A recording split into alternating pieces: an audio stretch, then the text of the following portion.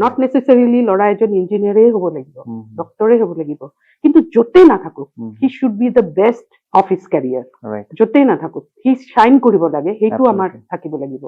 ত' সেইকাৰণে মা দেউতাই ল'ৰা ছোৱালীৰ কেৰিয়াৰ ডিচাইড কৰাৰ আগতে নিজেও অলপ ৰিচাৰ্চ কৰিব লাগিব, ল'ৰা ছোৱালীকো লগত খুব ভাল ইণ্টাৰেকশ্যন কৰিব লাগে। তাহাঁতৰ ওপৰত জপাই দিব নালাগে যে তই ডক্টৰ হ'ব লাগিব, তই ইঞ্জিনিয়াৰ হ'ব লাগিব। Let him take the free decision.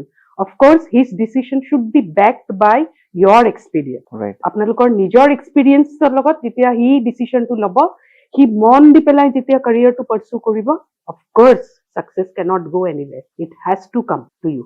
And success in the terms of having a good exposure, এটা ভাল জাগাত পঢ়া, ভাল এটা community grow হ'ব, এটা ভাল friend বনোৱা, even your friend defines your career.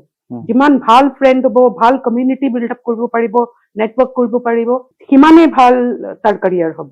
ৰাদাৰ than scrolling through Facebook, people should be more engaged in X.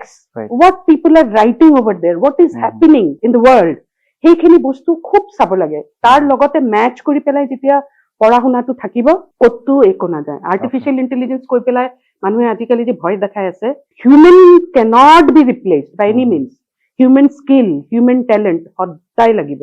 Human টাচৰ দৰকাৰ আছে, আপোনাৰ সদায় দৰকাৰ হ'ব, কিন্তু এইবোৰ লগত লৈ যাব লাগিব। আৰ্টিফিচিয়েল ইণ্টেলিজেন্সৰ এৰিব নোৱাৰিব, তাক লগত লৈ শিকি পেলাই যাব লাগিব। So' everything right from whatever is happening from our old age, whatever was there, our history, our culture, সেইবোৰ চব মাথাত ৰাখি ডিফাইন কৰি কেৰিয়াৰটো লৈ যাব লাগিব।